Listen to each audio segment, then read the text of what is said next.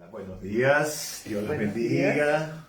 Somos los pastores Eddie y Zulaide Villalobos. Estamos aquí, una vez más reunidos con ustedes, transmitiendo este programa de Hablamos de matrimonio. Gracias, Señor.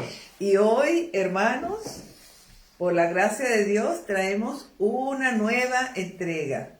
Gracias por estar allí conectados con nosotros cada semana. Dios los bendiga. Amén. Bueno, esta semana traemos una pregunta. ¿Matrimonio, contrato o pacto? Esa es una pregunta para hacernos todos nosotros. Bueno, porque ya en estas charlas le hemos hablado de la dinámica, que son muy complejas las relaciones entre él y ella.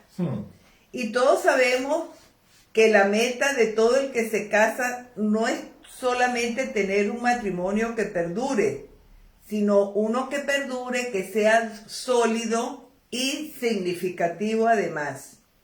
Sin embargo, vemos que la realidad de los matrimonios es que son muy frágiles y que lamentablemente no todos llegan a estar involucrados o desean estar involucrados.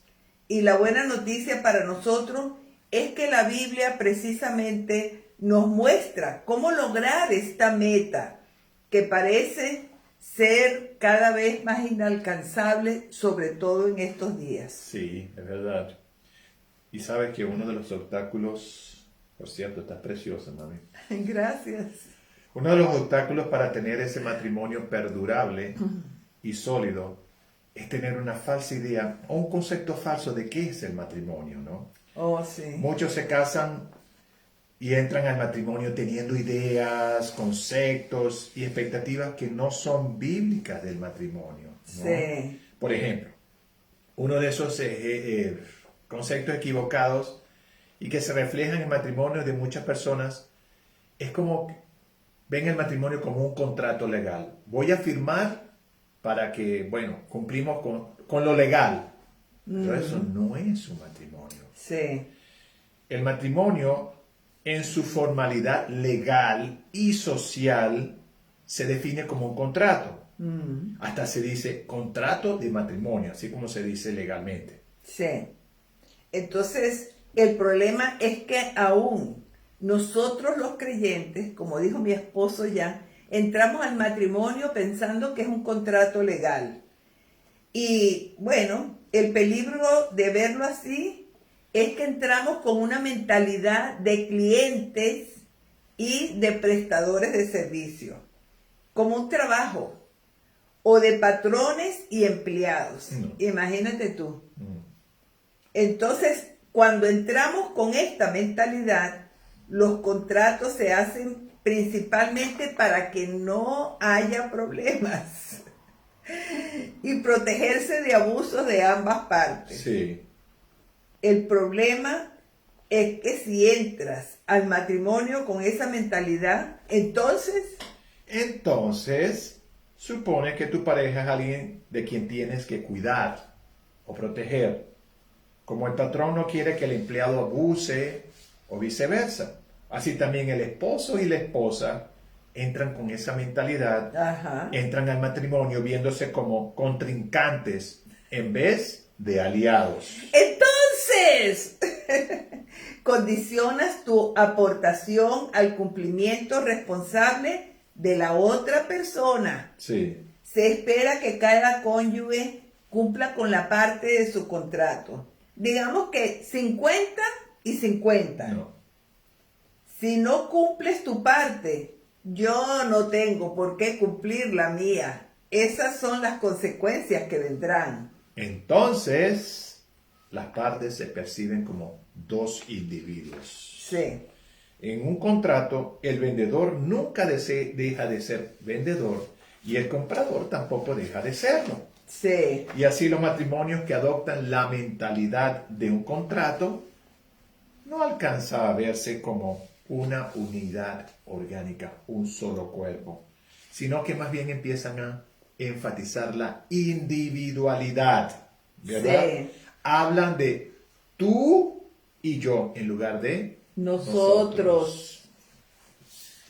Y aunque la figura legal del matrimonio en nuestra sociedad es la de un contrato, ¿verdad?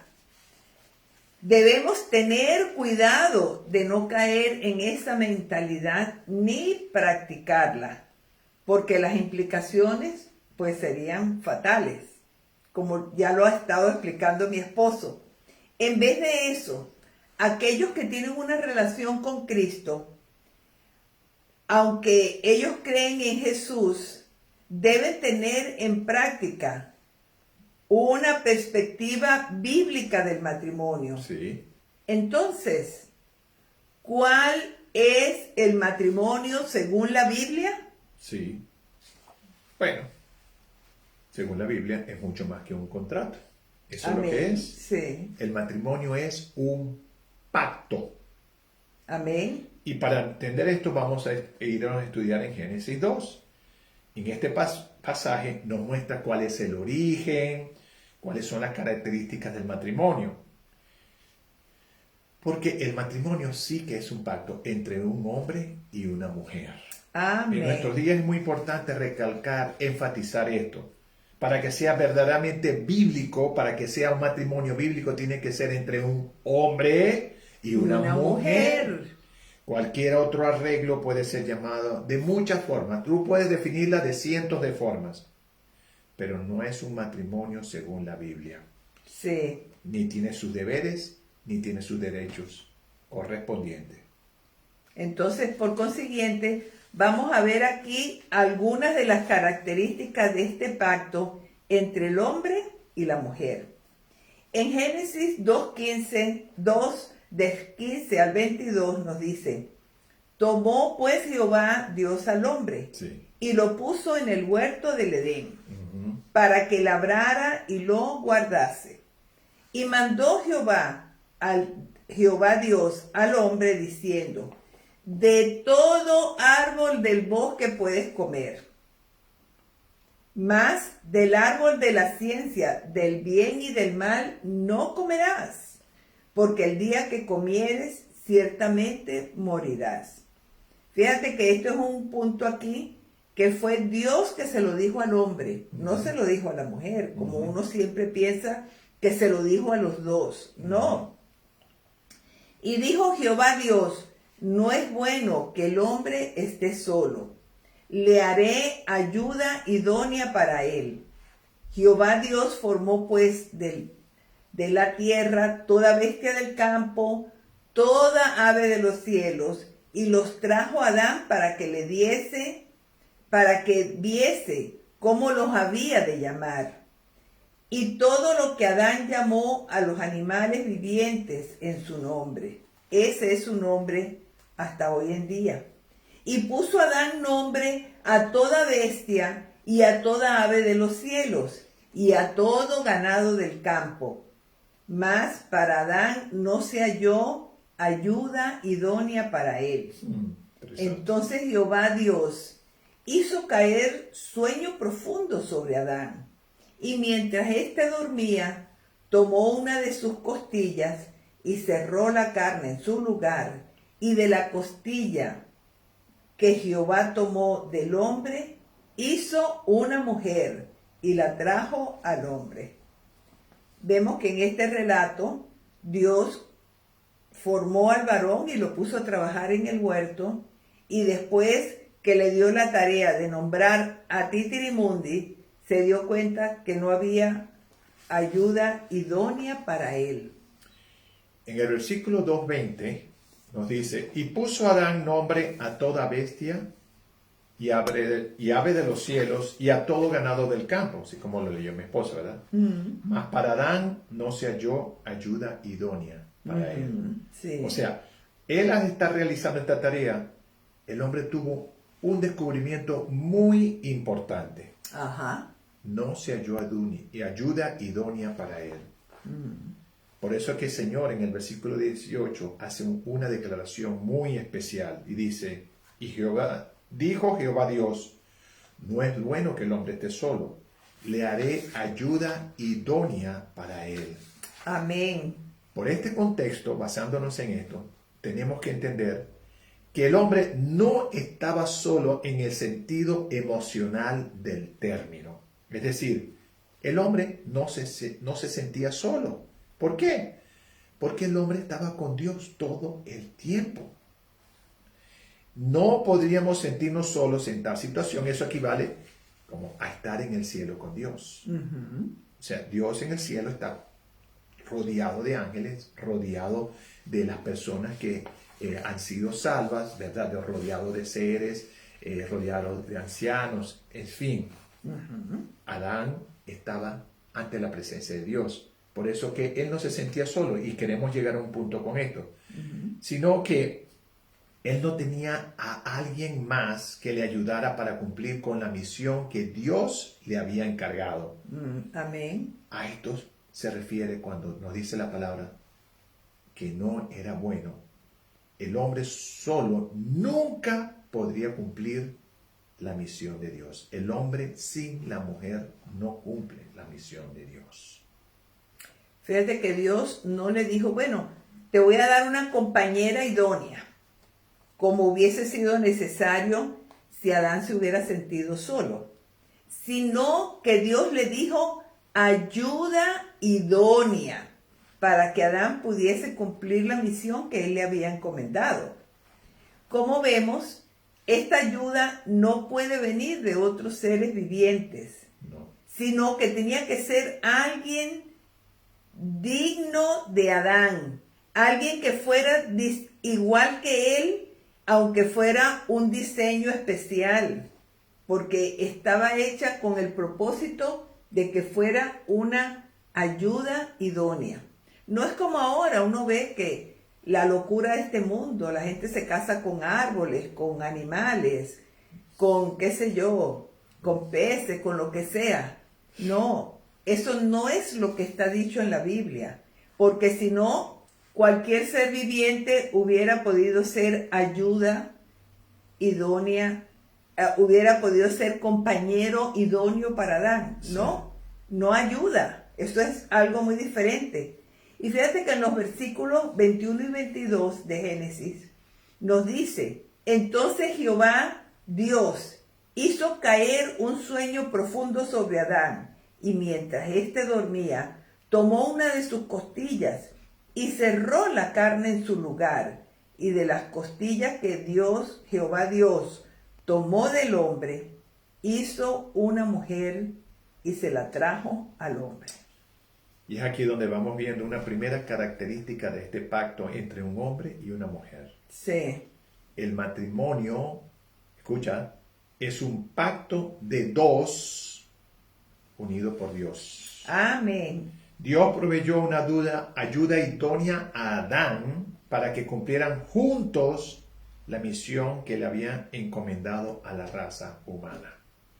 Dios hizo a Eva y la trajo al hombre.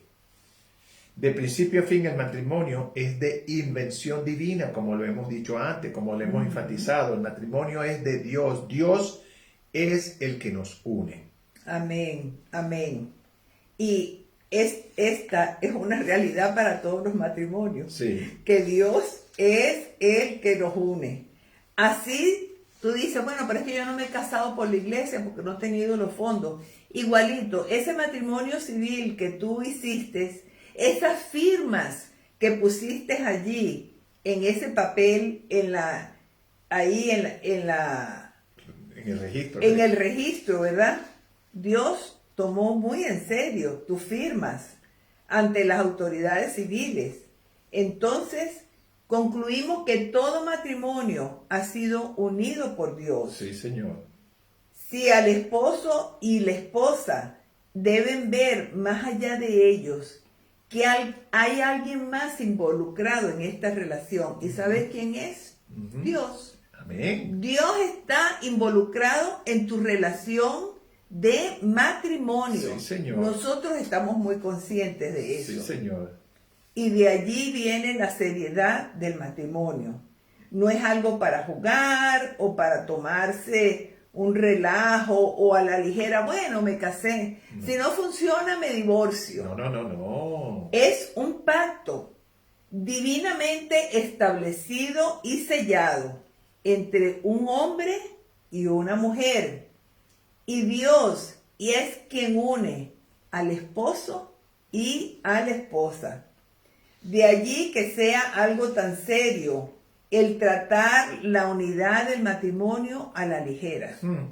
Si tú estás consciente de que Dios está en este pacto, está aquí en el medio de nosotros, tendríamos más temor de Dios para romperlo, ¿no es así? Sí, Señor.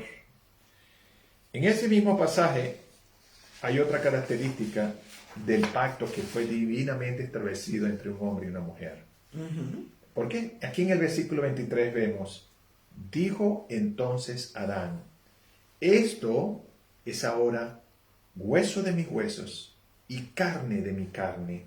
Esta será llamada varona, porque del varón fue tomada. Amén. Mira, el matrimonio es un pacto de dos iguales en dignidad. Cuando Adán mira por primera vez a Eva, inmediatamente reconoce que no está ante un ser distinto o inferior a él. Adán reconoció que estaba ante un ser igual a él en dignidad. Te lo explico un poquito más profundamente. Cuando ve a esa mujer, esa hermosa creación, la última creación que Dios hizo, hay una atracción.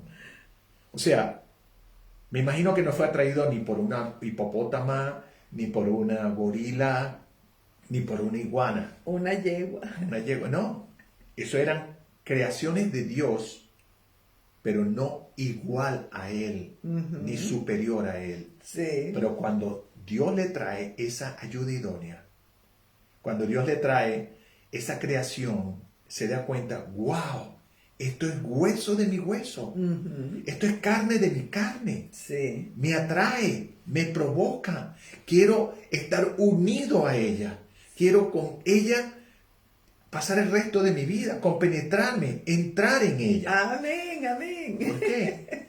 Porque era una creación donde hay el espíritu y el soplo de Dios, como lo había en el hombre. Wow. Ella es igual a mí, dijo Adán. Amén. De hecho, si notamos la extraña palabra que aparece en la Biblia llamada varona, verdad que esa palabra no existe en español, pero los traductores bíblicos están queriendo reflejar lo que está sucediendo en el hebreo. En el hebreo, de manera muy semejante al español, el femenino se forma cambiando la terminación del sustantivo masculino. Varón, se agrega una letra más, varona.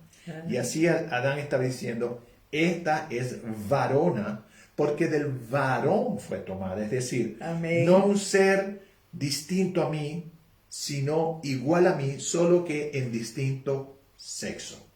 ¿Está claro? Sí, amén. Y fíjate que el pacto matrimonial no se establece para ver quién tiene la supremacía.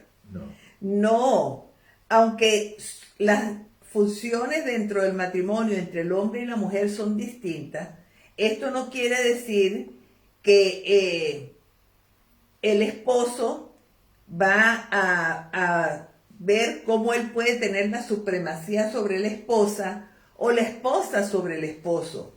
Hemos visto tantos conflictos en nuestra vida de consejeros matrimonial que los dos quieren estar por encima del otro. Algunas veces la mujer demostrar que ella es más intelectual, tiene más chispa, resuelve más los problemas, o el esposo demostrar que, bueno, mira, yo soy el que traigo los reales aquí y aquí se hace como yo digo. Eso no es el plan de Dios. Porque el matrimonio no se trata de ver quién es más superior que el otro.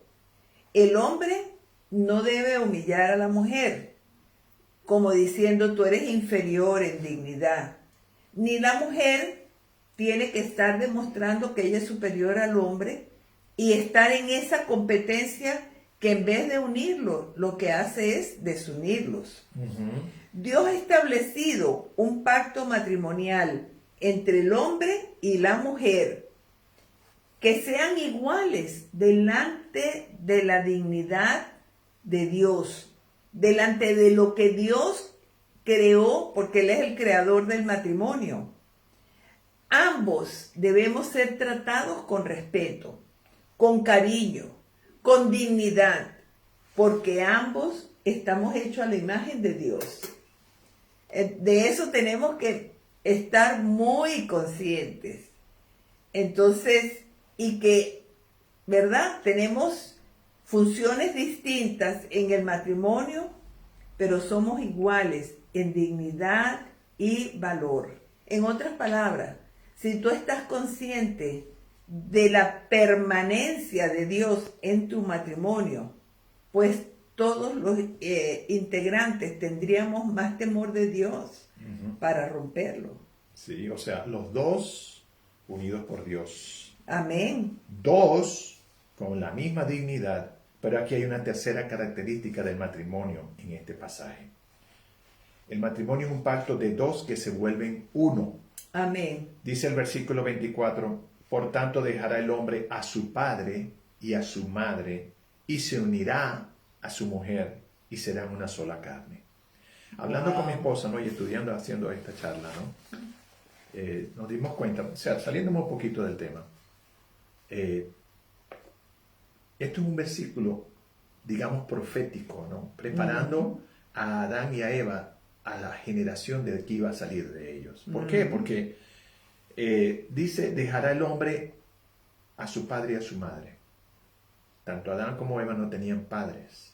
O sea, no es que eran huérfanos, sino que fueron criados directamente por nuestro Padre Celestial. Pero ellos ni sabían en ese momento de qué se trataba ser padre o de qué se trataba ser madre. Pero ahí les estaba diciendo de que ambos se tenían que unir y ser una sola carne. Wow. Ahora, a la realidad de ahora, de lo que ha sido a través de la historia del hombre, dejar a los padres y unirse al cónyuge es un paso muy importante.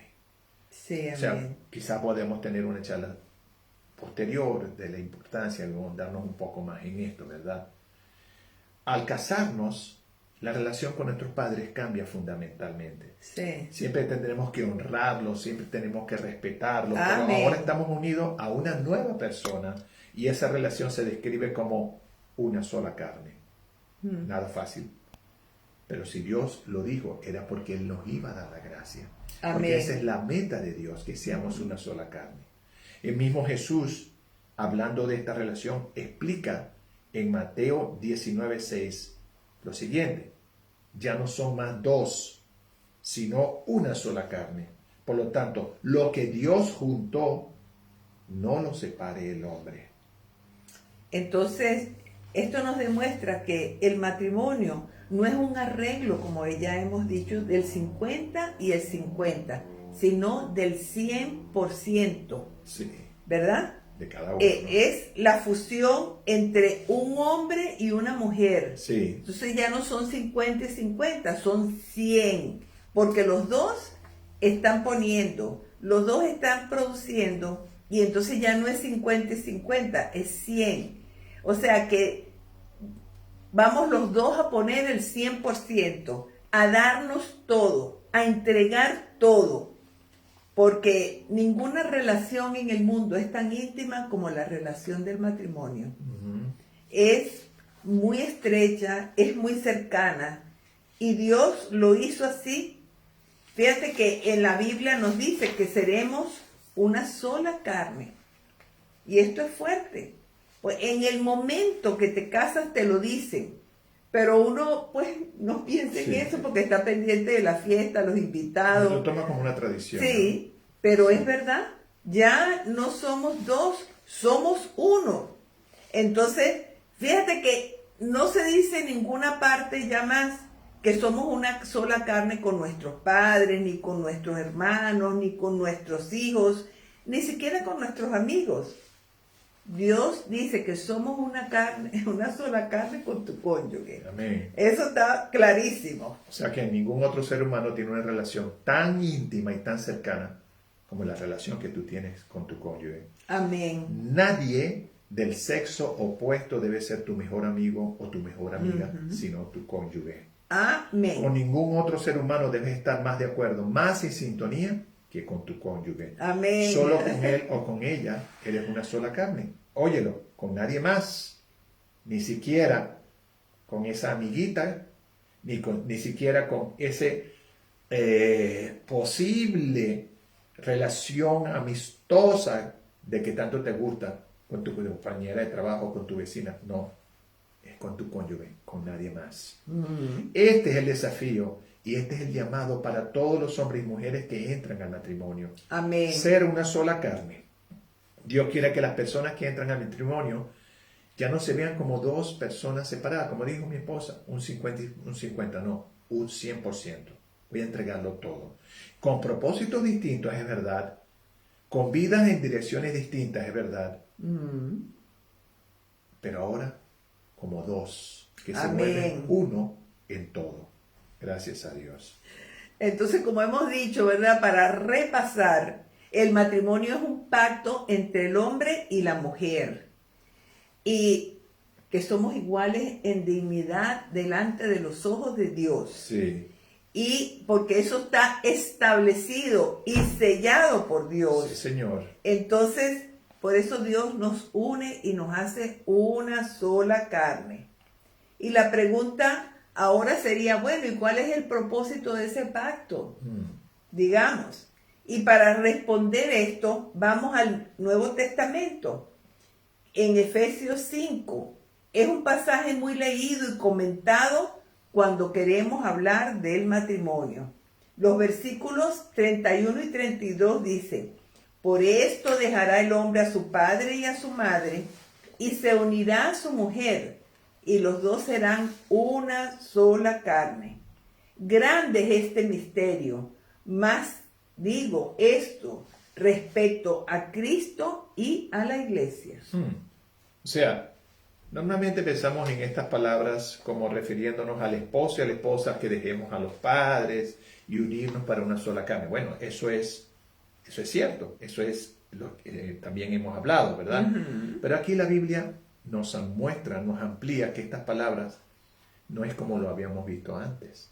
Nos muestra que el matrimonio se trata de mucho más que un hombre y una mujer uniéndose legalmente delante de Dios o legítimamente delante de Él, ¿verdad?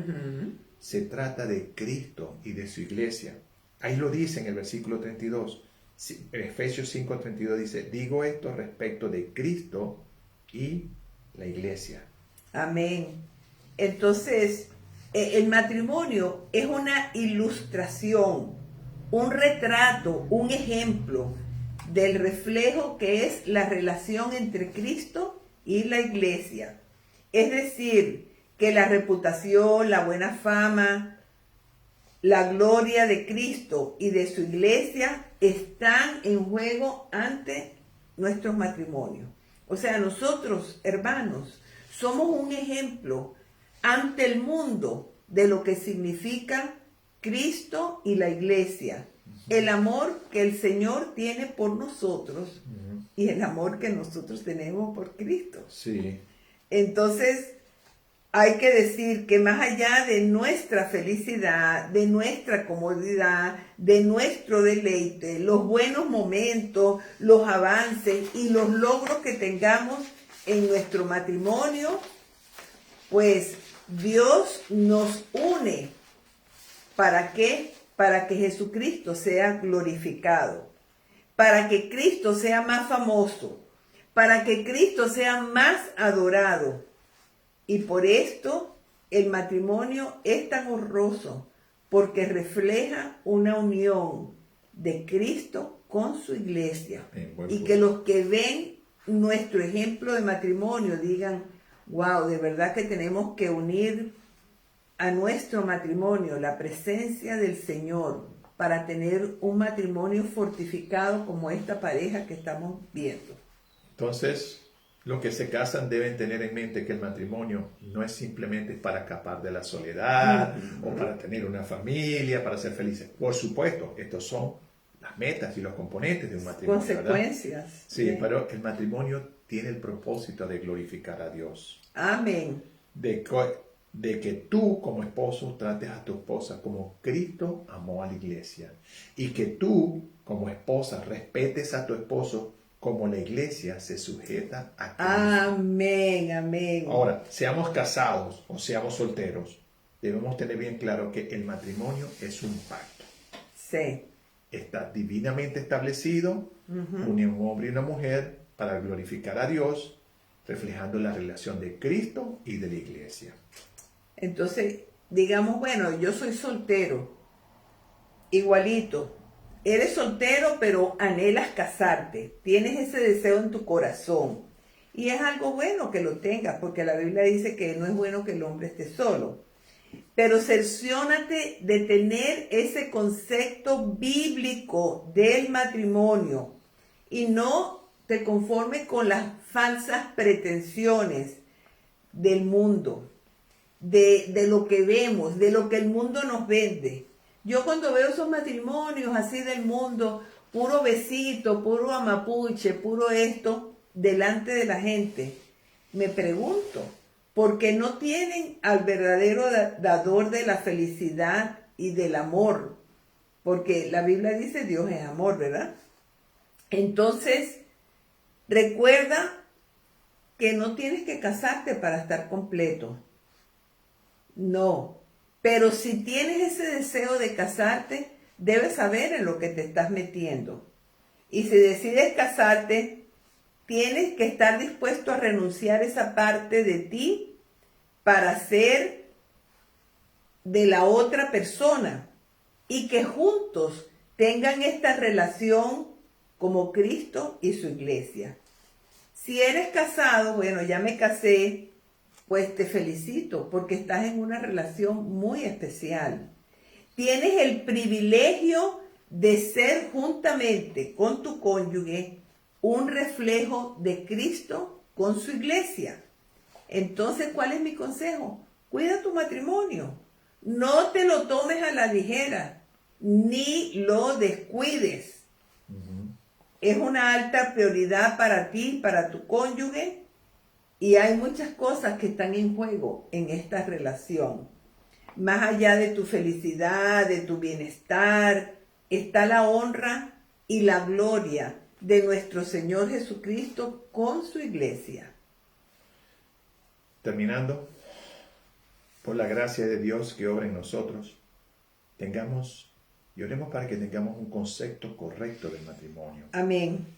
Y los que ya estamos casados, vivamos como una sola carne con nuestra mujer o con el hombre que Dios nos ha dado para que lo glorifiquemos a Él hasta que la muerte nos separe. Aleluya. Gloria a Dios. Padre, te damos muchas gracias por habernos clarificado este concepto de que esto no es un contrato, esto es un pacto hecho por ti entre un hombre y una mujer para estar juntos, para hacerse una sola carne. Amén. Para que el hombre y la mujer puedan ser el reflejo de ese amor de la iglesia que tiene el amor y el respeto hacia Cristo y el reflejo de Cristo obrando en nosotros como matrimonio.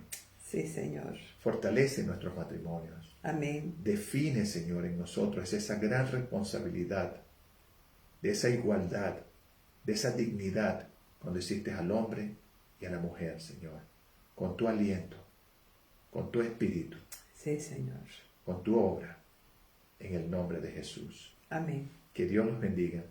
Nos vemos en nuestra próxima edición. Amén.